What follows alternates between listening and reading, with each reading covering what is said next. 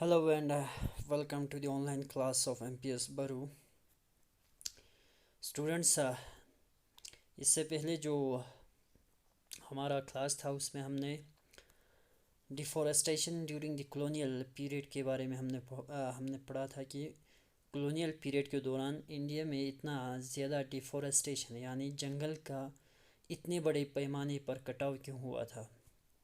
तो इस जंगली कटाव के कुछ कारण थे कि किस वजह से बहुत ज़्यादा यहाँ पर लार्ज स्केल डिफॉरेस्टेशन की गई। सबसे पहला जो कारण हमने पढ़ा था उसमें हमने पढ़ा था कि उस समय दरख्तों का काटने का एक वजह ये था कि शिप्स बनाने के लिए यानी रॉयल नेवी बनाने के लिए ब्रिटेन एक इम्पीरियल पावर था, तो इम्पीरियल पावर को प्रोटेक्ट करने के लिए उस समय समुद्री फ़ौज का होना बहुत ज़रूरी था और समुद्री फ़ौज के लिए ज़रूरी था समुद्री जहाज़ों का। तो समुद्री जहाज़ बनाने के लिए सबसे मज़बूत लकड़ी की ज़रूरत पड़ता था और ये मज़बूत लकड़ी जो है ओक ट्रीज होते थे इंग्लैंड में, लेकिन बहुत जल्द वो डिसअपियर हो रहा था। तो उन ओक ट्रीज़ को रिप्लेस करने के लिए उन्होंने क्या किया कि इंडिया के फॉरेस्ट में सर्च पार्टीज़ को भेजे, यानी हिंदुस्तान एक कॉलोनी था ब्रिटेन का, हिंदुस्तान एक कॉलोनी बन चुका था, हिंदुस्तान पर कब्ज़ा जमा चुका था ब्रिटेन अंग्रेज़ वाले।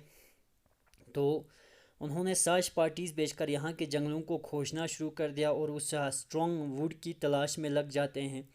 फिर यहाँ से बहुत ज़्यादा टिम्बर एक्सपोर्ट किया जाता है ब्रिटेन में।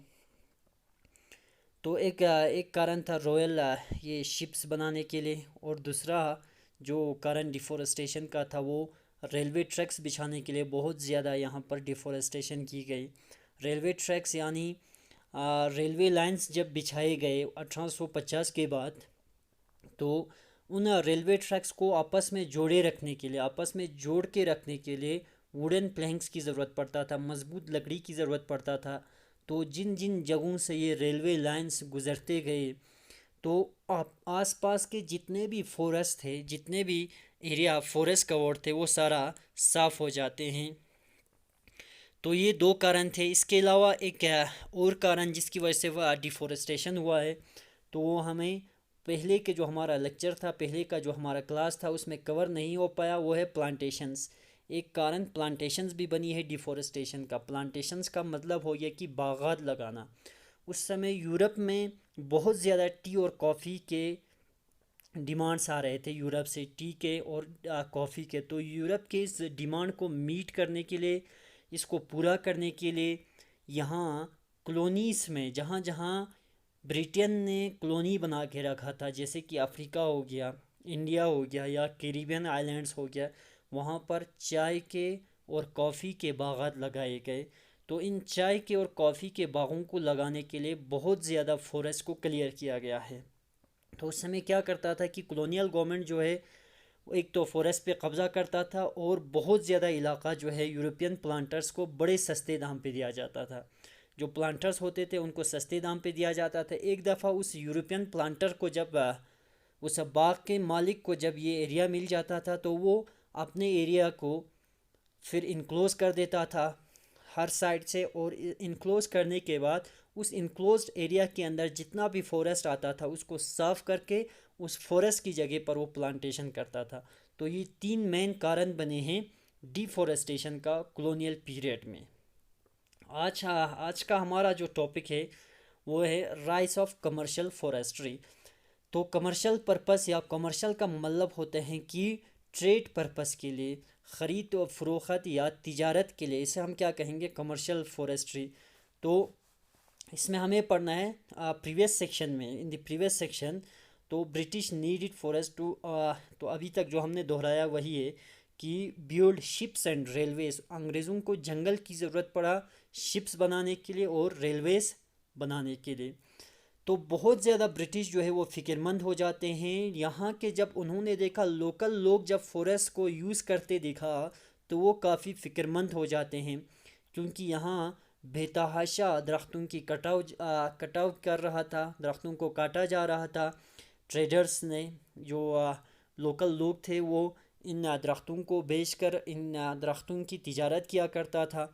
तो इससे पहले हमने ये भी पढ़ा था कि पूरा जो इन फॉरेस्ट में रहने वाले बहुत सारे आदिवासी और इसके अलावा बहुत सारे ट्राइबल एरिया, ये ट्राइबल पीपल जो है वो पूरा इन्हीं जंगलों में उनकी ज़िंदगी गुजर होती थी। उनकी पूरी लाइफ जो है इसी जंगल पे डिपेंड करता था। तो जब अंग्रेज़ों ने देखा कि लोकल लोग जो है फॉरेस्ट का इस तरह इस्तेमाल कर रहे हैं तो वो काफ़ी फ़िक्रमंद हो जाते हैं। तो इस वजह से उन्होंने ये फ़ैसला किया कि एक जर्मन एक्सपर्ट को, यानी एक जर्मन माहिर को हम बुलाएंगे। उस माहिर का नाम होता है डैट्रिक ब्रांड्रीज।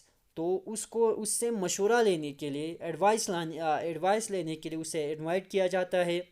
और जब वो यहाँ पर पहुँचते हैं तो उसे first inspector general of forests in India, तो उसको पहला इंस्पेक्टर जनरल बनाया जाता है फॉरेस्ट का। तो ब्रांडीज हिंदुस्तान पहुँचने के बाद उसे ये एहसास होते हैं कि यहाँ के फॉरेस्ट को मैनेज करने के लिए और यहाँ के लोगों को साइंस ऑफ कंजर्वेशन में ट्रेनिंग, इनको मैनेज करने के लिए, इनको कंजर्व करने के लिए एक बाकायदा निज़ाम की ज़रूरत है, एक प्रॉपर सिस्टम की ज़रूरत है। तो इस प्रॉपर सिस्टम के ज़रिए यहाँ के लोगों को साइंस ऑफ कंजर्वेशन में ट्रेनिंग देने की ज़रूरत है, यानी किस तरह इन जंगलों की तहफ़्फ़ुज़ करना है, किस तरह इन जंगलों को बचाना है। तो इसके लिए लोगों को ट्रेन करने की ज़रूरत है और इसके अलावा एक प्रॉपर सिस्टम को अपनाने की ज़रूरत है। तो इस सिस्टम को लागू करने के लिए, इसको चलाने के लिए, इस निज़ाम को एक लीगल सैंक्शन की ज़रूरत पड़ेगा। ऐसा ही ये सिस्टम चलने वाला नहीं है, तो इसके लिए कानून बनाना पड़ेगा। तो फॉरेस्ट को लेकर रूल्स बनाना पड़ेगा। अब क्या करते हैं कि अब वो फॉरेस्ट को प्रोटेक्ट करने के लिए रूल्स बनाते हैं, यानी कानून बनाते हैं फॉरेस्ट को बचाने के लिए। तो इन रूल्स के तहत दरख्तों का काटना और वहाँ पर भेड़ बकरियों का चरवाना, इनको रोका जाता है, ताकि टिम्बर प्रोडक्शन के लिए, अंग्रेज़ों को फॉरेस्ट की जो ज़रूरत थी वो टिम्बर के लिए था, शिप्स बनाने के लिए और रेलवेज़ बनाने के लिए। तो इन टिम्बर्स को प्रोड्यूस करने के लिए दरख्तों को प्रोटेक्ट करना पड़ेगा, और दरख्तों को प्रोटेक्ट करने के लिए, यहाँ के जंगलों को प्रोटेक्ट करने के लिए फॉरेस्ट को कंजर्व करना और फॉरेस्ट को बचाने की ज़रूरत है। और फॉरेस्ट को बचाया कैसे जाएगा? कानून बनाकर, फॉरेस्ट लॉस बनाकर। तो कोई भी शख्स जो दरख्त काटेगा, इस निज़ाम के तहत नहीं चलेगा, इस निज़ाम के तहत चलने से इनकार करेगा, उसे ज़रूर सज़ा दिया जाएगा। तो ब्रांडीज क्या करते हैं, वो इंडियन फॉरेस्ट सर्विस सेटअप करते हैं 1864 में। और यहाँ के इंडियन फॉरेस्ट एक्ट ऑफ 1865 यानी 1865 में पहली मर्तबा अंग्रेज़ इन फॉरेस्ट को लेकर कानून बनाते हैं, और इस कानून को बनाने में काफ़ी मददगार साबित होते, काफ़ी मदद करते हैं डैट्रिक ब्रांडीज। तो जो इंपीरियल रिसर्च इंस्टीट्यूट, इसके अलावा इस कानून को बनने के बाद एक इंस्टीट्यूट सेटअप किया जाता है, एक स्कूल बनाया जाता है इंपीरियल रिसर्च इंस्टीट्यूट के नाम से देहरादून में 1906 में। तो ये स्कूल आप इस इमेज में देख सकते हैं, दी इंपीरियल फॉरेस्ट स्कूल देहरादून। तो 1906 में इसे इस्टेब्लिश किया जाता है। तो इस स्कूल में जो तालीम वो लोग यहाँ पर पढ़ाते थे, जिस निज़ाम के बारे में वो लोग यहाँ पढ़ाते थे, उसे साइंटिफिक फॉरेस्ट्री कहा जाता था।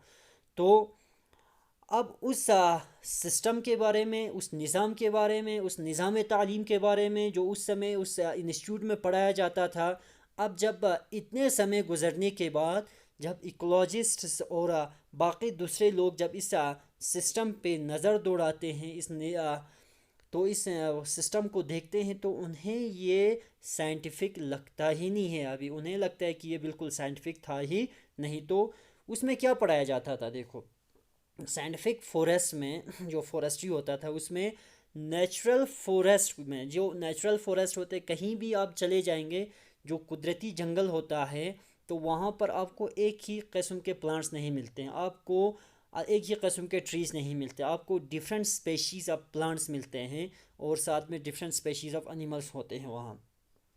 लेकिन साइंटिफिक फॉरेस्ट्री में क्या किया जाता था, एक नेचुरल फॉरेस्ट को सिलेक्ट करता था और एक नेचुरल फॉरेस्ट को सिलेक्ट करने के बाद उस नेचुरल फॉरेस्ट को काटा जाता था, और काटने के बाद जब वो नेचुरल फॉरेस्ट साफ़ किया जाता था वहाँ पर एक ही किस्म के, यानी एक ही स्पेशीज़ ऑफ ट्रीज़ को उगाया जाता था, वो भी रोज़ में सीधे कतारों में। यहाँ हमें देखने को मिलता है इस तरह, देखो यह आपको एक साइंटिफिक फॉरेस्ट्री का एक मिसाल है। इस तरह लाइन्स में नेचुरल फॉरेस्ट को काट कर एक ही किस्म के ट्रीज़ को उगाया जाता था। ये साइंटिफिक फॉरेस्ट्री का हिस्सा था। तो इसे वो लोग क्या कहता था, प्लांटेशन कहता था। जो फॉरेस्ट ऑफिशियल सर्वे करता था फॉरेस्ट को, और एरिया का वो एस्टिमेट करता था, अंदाज़ा लगाता था, उसका हिसाब करता था, अलग अलग जो जिसमें ट्रीज़ होते थे, और फॉरेस्ट मैनेजमेंट के लिए वो वर्किंग प्लान्स बनाते थे।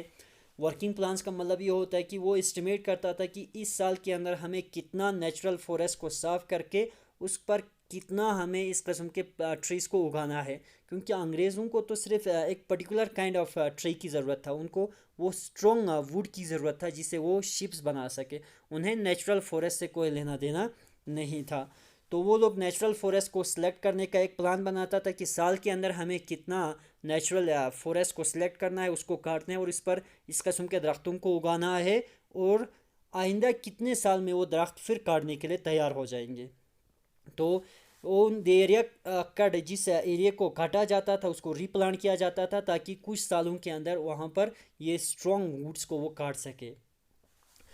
तो फॉरेस्ट एक्ट को इनेक्ट करने के बाद 1865 में इसे 2 बार तरमीम की गई, यानी इसमें 2 बार चेंजेस लाया गया है। अमेंडेड मतलब इसमें तरमीम करना, चेंजेस लाना। 1865 में पहली मरतबा इस कानून को बनाया। कानून बनाने के बाद वक़्त के साथ जब तब्दीली की ज़रूरत पड़ा, चेंज की ज़रूरत पड़ा, तो 2 बार इसमें चेंज किए गए। पहली मरतबा 1878 में और इसके बाद 1927 में। 1878 एक्ट जो है उसने फॉरेस्ट को डिवाइड किया है 3 कैटेगरीज में।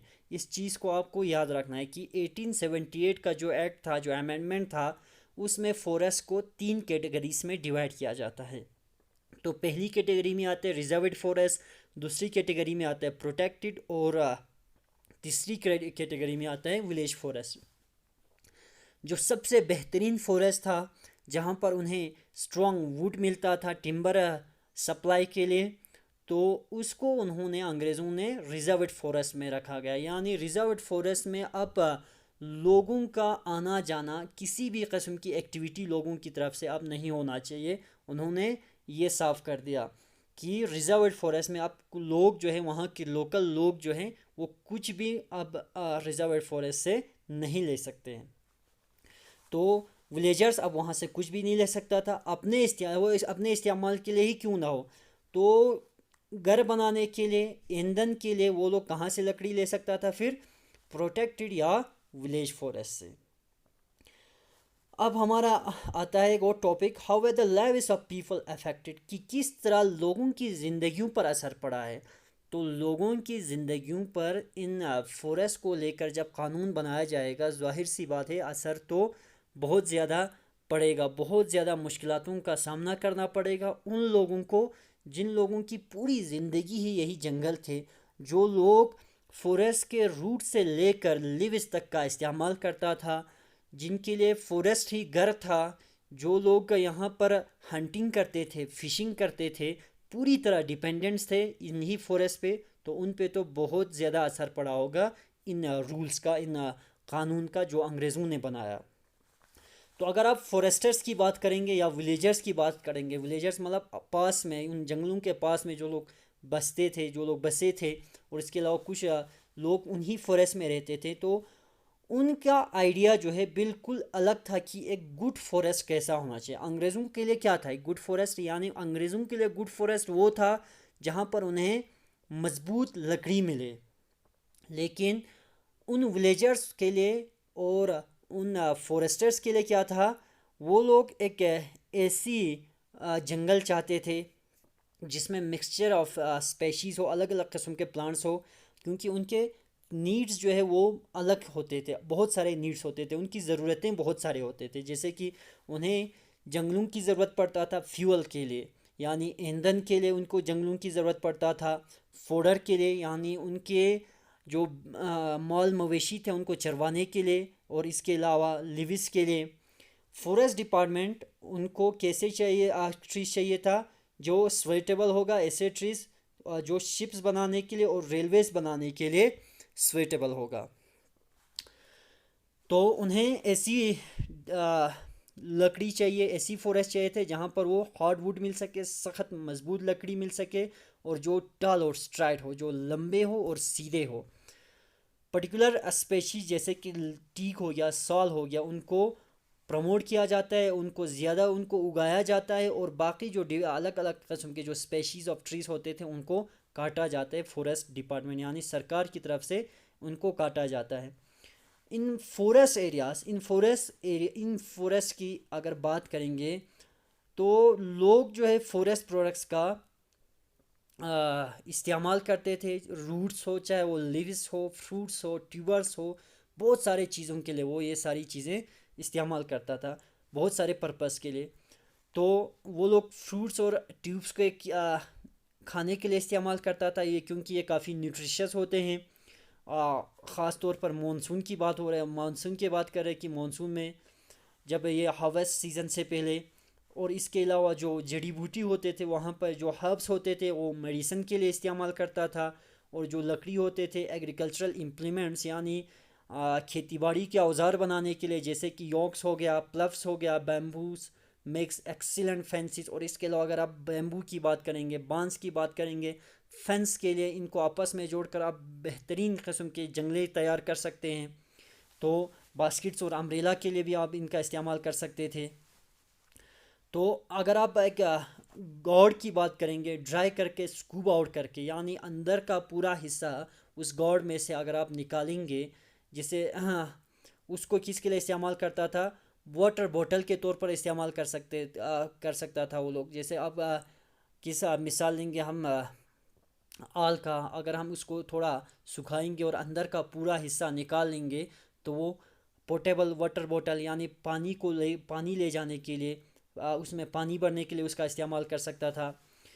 तो हर कोई चीज़ जो है ना, जंगल में जो भी चीज़ होता था वो बेहतरीन तरीके से वो लोग उसका इस्तेमाल करता था। जैसे कि लिविस को आपस में जोड़कर डिस्पोजेबल प्लेट्स या कप्स बना सकते थे। तो इसके अलावा एक जो प्लांट्स होते थे क्रीपर्स, तो उनको रोप्स के लिए, रोप बनाने के लिए, रस्सी के लिए इस्तेमाल करता था। और स्लिक कॉटन ट्री का सेमूर जो ट्री होते थे उसको वेजिटेबल ग्रेड करने के लिए इस्तेमाल करता था। और ऑयल का इस्तेमाल करता था कुकिंग के लिए और दिया जलाने के लिए। ये सारे महुआ ट्री के उस फ्रूट से उसको प्रेस करके उसको दबा के इन ऑयल्स को निकाला जाता था।